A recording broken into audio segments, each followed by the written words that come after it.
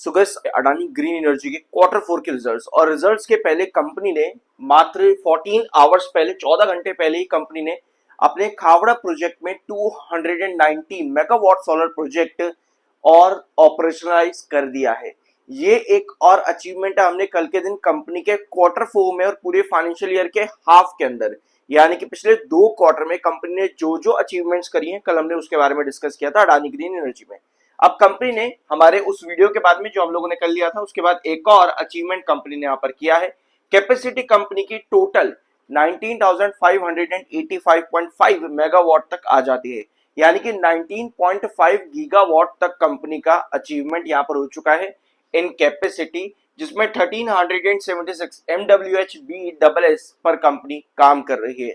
Khavda project पर company ने ये अचीवमेंट्स किए हैं पूरे फाइनेंशियल ईयर 26 में। ये कंपनी के नए अचीवमेंट्स है। अब आते हैं रिजल्ट्स पर। देखो, रिजल्ट्स कंपनी ने अभी अनाउंस नहीं करे हैं, जैसे हमने टाइटल में भी डिस्कस किया हुआ है कि रिजल्ट्स कैसा आएगा। ठीक है, कल भी हम लोगों ने एक प्री एनालिसिस लिया था, और अब यहाँ पर समझते हैं कि इन रिजल्ट्स के अकॉर्डिंग किस तरह से रिएक्शन देखने को मिल सकता है आपके अडानी ग्रीन एनर्जी में। दिसंबर क्वार्टर में कंपनी ने बहुत बढ़िया ग्रोथ दिया था, अगर आप इसको कंपेयर करोगे सितंबर से। अब अगर हम इसका पास्ट देखते हैं, जहां मार्च में कंपनी हर साल किस तरह का परफॉर्मेंस कर रही है, तो आपको नजर आएगा कि दिसंबर के कंपैरिजन में कंपनी का परफॉर्मेंस काफी बढ़िया देखने को मिलता है। अगर आप यहां पर नजर डालोगे 2024 और 2025 दिसंबर एंड मार्च, तो आपको नजर आएगा 2340 करोड़ का रेवेन्यू एंड 3073 करोड़ का रेवेन्यू, यानी कि कंपनी ने एक बड़ा जंप दिया हुआ है। लगभग 700 करोड़ से ज्यादा का कंपनी का जंप आपको दिख रहा है, 730 करोड़ के आसपास का मार्च में इन कंपैरिजन विद दिसंबर।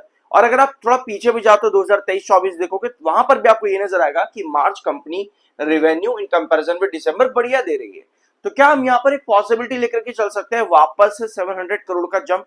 अगर कंपनी 700 करोड़ का जंप देती है, तो क्या कंपनी 3200 करोड़ के आसपास का रेवेन्यू लेकर के आ सकती है? मुझे लगता है 3200 से लेकर के 3300 करोड़ के बीच में कंपनी का रेवेन्यू आ सकता है। और अगर इतना रेवेन्यू कंपनी जनरेट कर रही है, तो कंपनी 200 से 300 करोड़, लगभग 200 से 300 करोड़ के बीच में जंप दिखाएगी एनुअल बेसिस पर। तो अगर 200 से 300 करोड़ का कंपनी का जंप आता है, तो ग्रोथ कितना होगा? ग्रोथ कंपनी का रहेगा लगभग 9 से 10% के आसपास, जो कि 11.8 से थोड़ा सा नीचे है।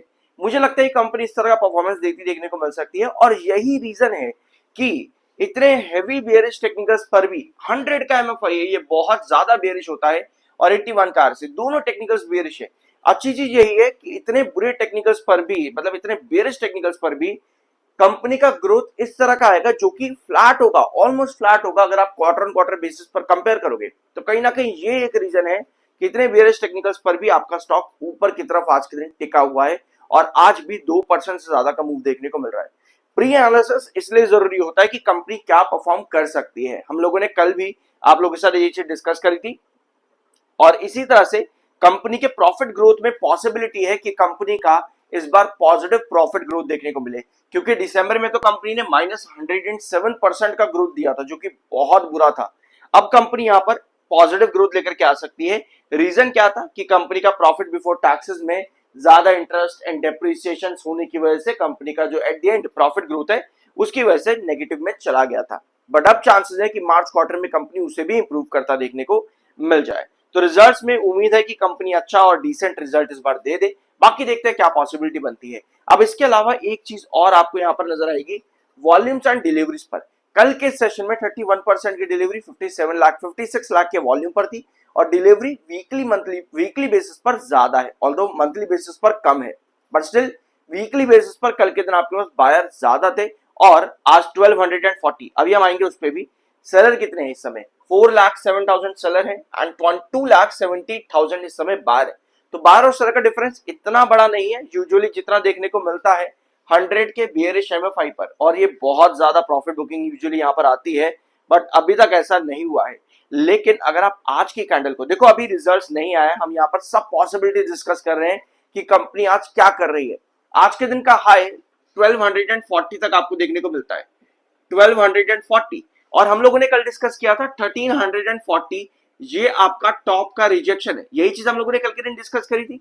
अब आज जहां पर हाई है, और अगर आप 30 मिनट टाइम फ्रेम पर इसको कन्वर्ट करते हो, तो आपको नजर आएगा कि 1240 के टॉप पर आपको सेलर्स बहुत ज्यादा देखने को यहां पर मिले, जिसके बाद में 15 रुपए की गिरावट देखने को मिली 30 मिनट टाइम फ्रेम के चार्ट पर।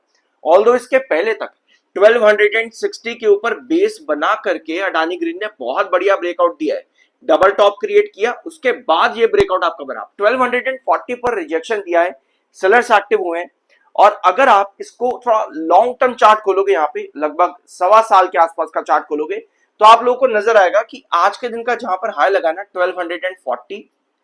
1240 आपको दिखेगा कि ये पहले एक रिजेक्शन रहा है, बिल्कुल टॉप पे, बिल्कुल एग्जैक्टली 1240 आज के दिन टच हुआ है, जो आपका दिसंबर 2024 के अंदर भी था। और ये रहा आपका 1340, ये वाला ट्रेंड 1340, यानी कि 1240 कहीं ना कहीं आज एक सेलर पॉइंट देखने को मिला है आपके अडानी ग्रीन एनर्जी के अंदर। जितना सस्टेन कर पाएगा उतनी ही पॉसिबिलिटी आपके फर्दर और ब्रेकआउट देने की। लेकिन अगर और 30 मिनट टाइम फ्रेम की कैंडल्स आपकी डिप करती हैं यहां पे 1217 के नीचे, तो कहीं ना कहीं एमएफआई का जोर आपको पड़ता देखने को मिल सकता है, एमएफआई का प्रेशर आपको पड़ता देखने को मिल सकता है 1240 के रिजेक्शन पर, जो कि 2024 के दिसंबर में हमको यहां पर देखने को मिल रहा है। बिल्कुल टॉप आज के दिन वहीं पर लगा हुआ है 1240 पर, जहां पर दिसंबर 2024 में भी आपको एक प्रॉपर रिजेक्शन देखने को मिला था, आज भी वहीं पर ही है।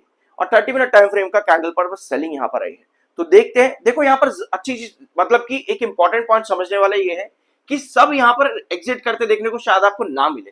प्रॉफिट बुकिंग का मतलब ये नहीं होता कि भाई ये कहानी खत्म हो गई, बाय बाय टाटा खत्म हो गया।